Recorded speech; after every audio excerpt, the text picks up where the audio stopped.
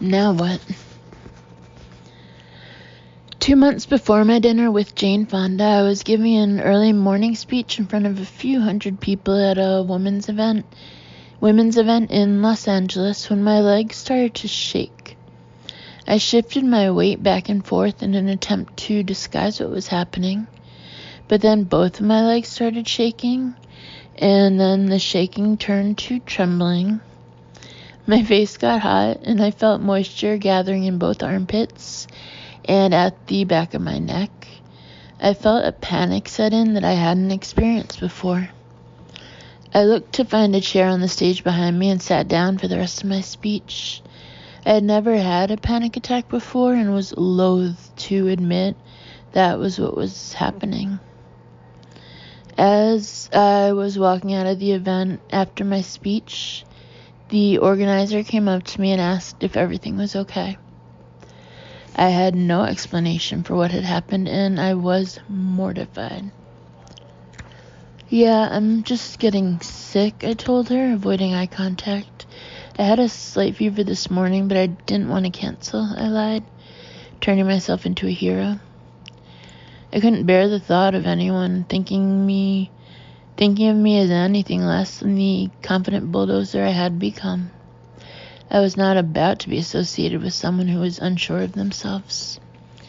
I made a living by literally standing up and speaking, and there was no way I was going to let this new anxiety send my career into a nosedive.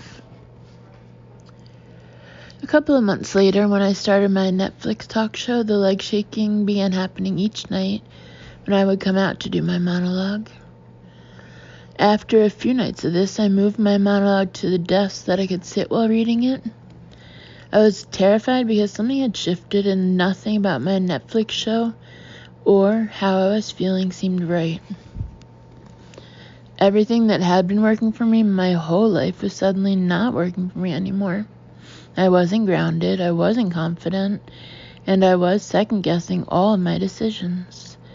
I wasn't the person who I had been during my 7 years on Chelsea Lately, or who I had been during any of my Netflix documentary series just a year earlier. Something was different, and it was unsettling.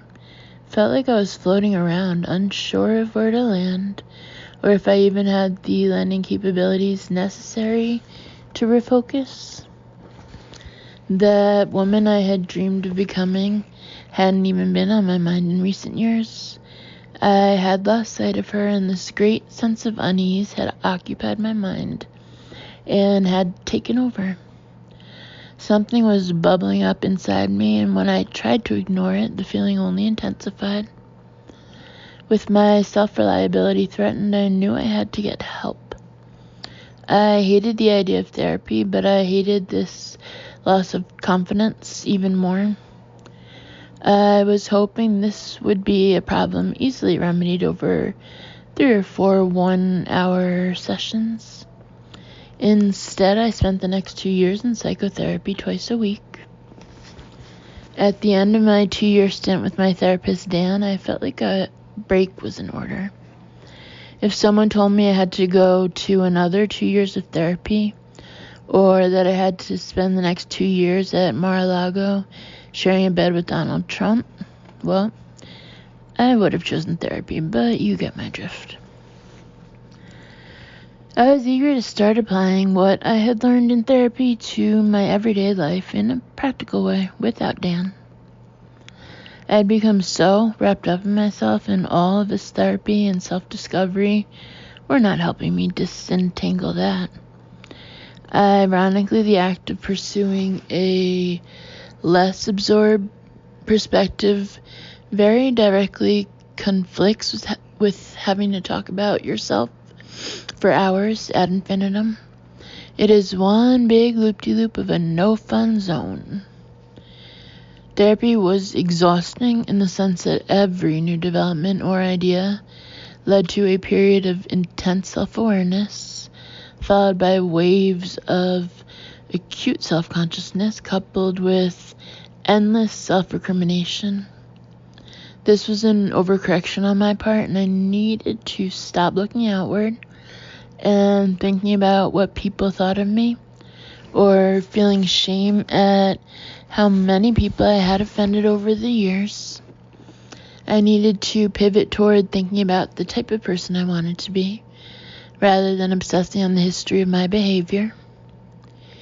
Each day was a new discovery and a step closer to understanding awareness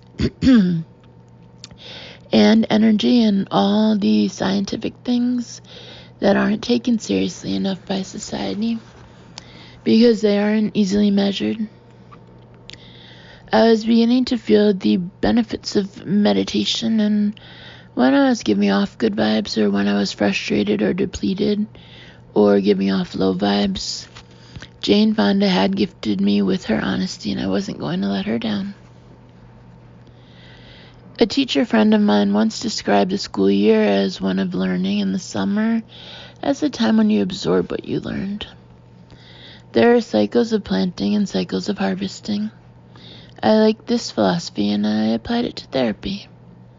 There is a time for studying, followed by a time of absorption, followed by the time where you start applying all the new tools you've acquired to your life. I was still in that post-therapy fog of being able to name all of my behaviors and shortcomings that had led me to be so closed off to love and judgmental. But I was also confused as to how to move forward with my newfound repository of information. I had to blend my fresh awareness with the good parts of my old personality, while also dropping the behaviors and habits that were hurtful to me and to the people in my life. I once had a friend who came over because she was worried about her new haircut, and she knew I would tell her the truth. When she arrived, I confirmed to her that it was indeed the worst she had ever looked.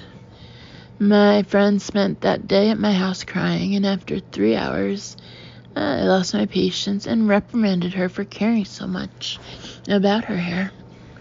It's going to grow back at some point, I scolded her. You can't be one of those people who is so consumed with the way you look. It's fucking hair.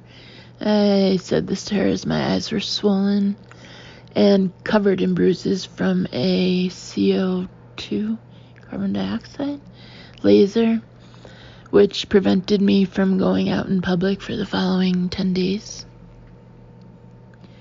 I knew my judgment of others could be harsh, and that I was always eager to share my opinions, whether helpful or hurtful.